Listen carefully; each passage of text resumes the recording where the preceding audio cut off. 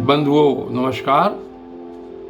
और कल की वीडियो में आपने सुना था कि श्री कृष्ण जी हस्तिनापुर से द्वारका आए और उनका भली प्रकार से स्वागत हुआ।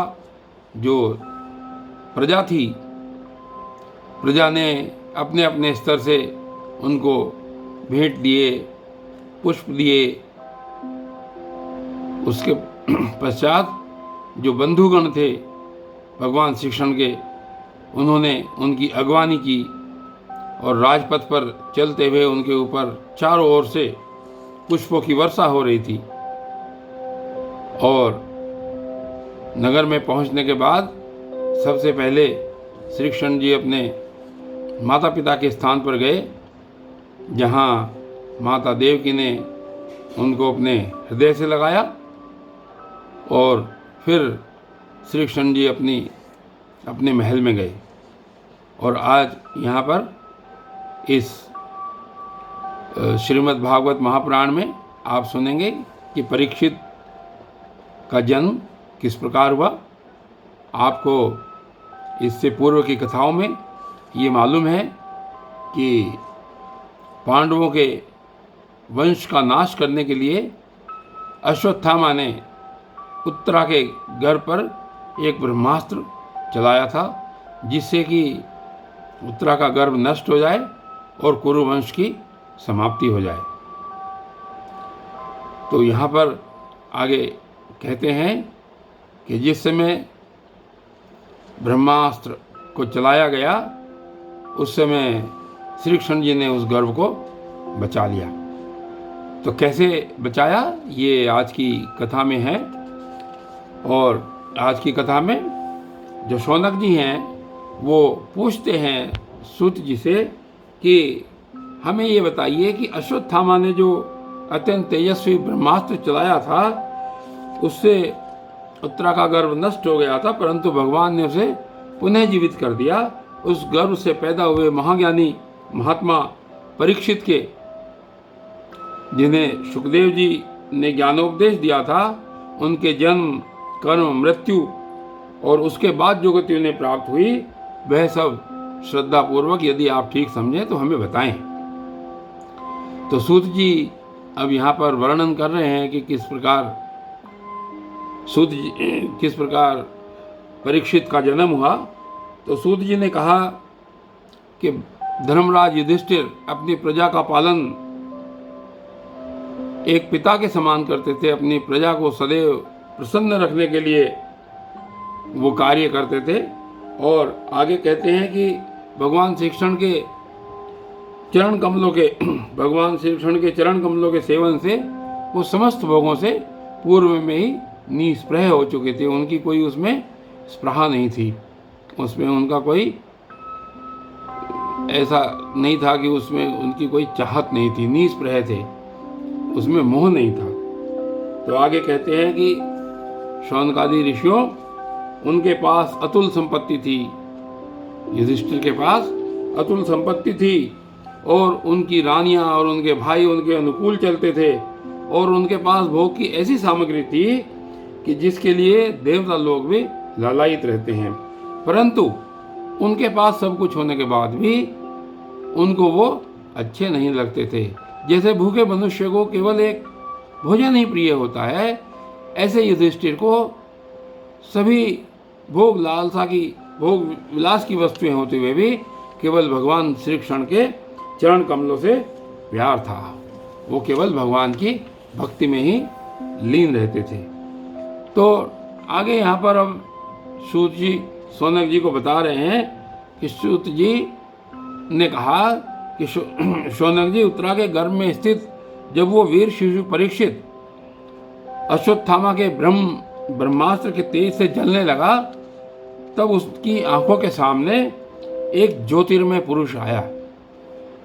जिस समय उस बालक को, शिशु को जलन लगने लगी ब्रह्मास्त्र की वजह से, तो गर्भ के अंदर ही उस बालक को एक पुरुष दिखाई दिया। तो कहते हैं कि देखने में तो उस पुरुष का आकार केवल एक अंगूठे के बराबर था, परंतु शरीर बहुत ही निर्मल था और अत्यंत श्याम सुंदर शरीर था। निर्विकार पुरुष के बड़ी ही सुंदर लंबी लंबी भुजाएं और कानों में तपाए हुए स्वर्ण के आभूषण और कुंडल और आंखों में लालिमा दिखाई देती थी, और उन्होंने अपने हाथों में एक गदा ली हुई थी। तो कहते हैं कि जैसे सूर्य अपनी किरणों से कोहरे को भगा देता है, उसी प्रकार उस पुरुष ने उस ब्रह्मास्त्र के तेज को समाप्त कर दिया। तो वो गर्भस्थ शिशु ये सोचने लगा कि ये मनुष्य कौन है जिसने मेरी इतनी रक्षा की है, और इस प्रकार उस 10 माह के गर्भस्थ शिशु के सामने ही जो धर्म रक्षक अप्रमेय भगवान श्री कृष्ण थे, उन्होंने ब्रह्मास्त्र के तेज को शांत कर दिया और वो वहीं पर अंतर्धान हो गए। तो परीक्षित को अपने माता के गर्भ में ही भगवान श्री कृष्ण के दर्शन हो चुके थे और उन्होंने ही परीक्षित की रक्षा की थी। तो आगे बताते हैं, सूत जी कह रहे हैं कि उसके बाद अनुकूल ग्रहों के उदय से युक्त समस्त सद्गुणों को विकसित करने वाले शुभ समय में पांडु के वंशधर परीक्षित का जन्म हुआ। उस समय वो बालक बड़ा तेजस्वी दिखाई दे रहा था। ऐसा लग रहा था कि मानो ये अपने दादा के समान ही तेजोमयी हो। और जब पौत्र के जन्म की बात राजा युधिष्ठिर ने सुनी तो वो मन ही मन बड़े प्रसन्न हुए और उन्होंने धौम्य, कृपाचार्य आदि ब्राह्मणों से मंगल वाचन और जातकर्म संस्कार करवाए। और इसके साथ ही महाराज युधिष्ठिर दान देने के सही समय को जानते थे, तो उन्होंने उस काल में, जिसको प्रजातीर्थ कहा जाता है, प्रजातीर्थ उस समय को कहते हैं कि जिस समय किसी बालक का जन्म होने वाला हो और उसकी नाल कटने से पूर्व का समय हो, उस समय को प्रजातीर्थ कहा जाता है। तो राजा युधिष्ठिर ने प्रजातीर्थ काल में अनेकों प्रकार के दान करवाए और उन्होंने स्वर्ण, गौवें, पृथ्वी, गांव और उत्तम जाति के हाथी घोड़े और उत्तम अन्न का दान कराया। ब्राह्मणों ने संतुष्ट होकर के अत्यंत जो विनयशील स्वभाव के युधिष्ठिर थे, उनसे कहा कि हे पुरुष वंश शिरोमणि, काल की दुर्निवार गति से यह पवित्र पुरुवंश मिटना ही चाहता था, परंतु तुम लोगों पर कृपा करके भगवान विष्णु ने यह बालक देकर इस वंश की रक्षा की है, इसलिए इसका नाम विष्णु रात होगा। निसंदेह यह बालक संसार में बड़ा यशस्वी, भगवान का परम भक्त और महापुरुष होगा। तो युधिष्ठिर आगे उन ब्राह्मणों से कहते हैं, जिस समय ये सब प्रसंग चल रहा था, तो ब्राह्मणों से युधिष्ठिर पूछते हैं कि महात्माओं, ये बालक क्या अपने उज्ज्वल यश से हमारे वंश के पवित्र कीर्ति महात्मा राज ऋषि का अनुसरण करेगा? यहाँ पर एक महात्माओं के सामने युधिष्ठिर ने एक प्रश्न किया, अपनी एक शंका रखी, क्या ये बालक उनका अनुसरण करेगा? तो उस समय जो ब्राह्मण हैं वो ये कहते हैं कि धर्मराज, यह मनुपुत्र इक्ष्वाकु के समान अपनी प्रजा का पालन करेगा तथा दशरथ नंदन भगवान श्री राम के समान ब्राह्मण भक्त और सत्य प्रतिज्ञ होगा। यह उसी नर नरेश शिवी के समान दाता और शरणागत वत्सल होगा तथा याज्ञिकों में दुष्यंत के पुत्र भरत के समान अपने वंश का यश फैलाएगा। इतने गुण इस बालक में होंगे और सिंह के समान पराक्रमी, हिमाचल की तरह आश्रय लेने योग्य, पृथ्वी के सदृश तितिक्षु और माता पिता के समान सहनशील होगा। भगवान शंकर की तरह यह कृपालु होगा और संपूर्ण प्राणियों को आश्रय देने में यह लक्ष्मीपति भगवान विष्णु के समान होगा। ये सब ब्राह्मण लोग युधिष्ठिर को परीक्षित के बारे में कह रहे हैं और कहते हैं कि बहुत से अश्वमेध यज्ञों का करने वाला होगा, वृद्धों का सेवक होगा इसके पुत्र राजऋषि होंगे। मर्यादा का उल्लंघन करने वालों को ये दंड देगा और पृथ्वी माता और धर्म की रक्षा के लिए ये कलयुग का दमन भी करेगा। इतनी सब भविष्यवाणी महात्माओं ने की और उन्होंने कहा कि ब्राह्मण कुमार के शाप से तक्षक के द्वारा अपनी मृत्यु सुनकर, जिस समय इनको एक शाप मिलेगा कि तक्षक के द्वारा अपनी मृत्यु ये सुनेंगे तो ये सब कुछ छोड़ देंगे, ये आसक्ति ये छोड़ देगा बालक और भगवान के चरणों की शरण ग्रहण करेगा।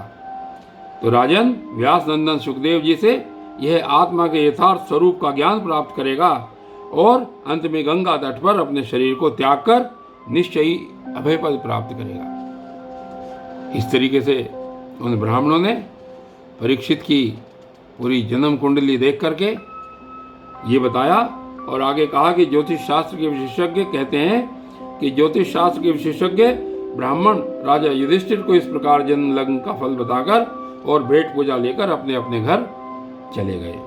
तो वही यह बालक संसार में परीक्षित के नाम से प्रसिद्ध हुआ, क्योंकि वह समर्थ बालक घर में जिस पुरुष को दर्शन पा चुका था, जिस पुरुष की दर्शन कर चुका था, उसको स्मरण करता हुआ लोगों में उसी की परीक्षा करता रहा कि देखें इन लोगों में वो पुरुष कौन सा है जो मुझको गर्भ में दिखाई दिया था।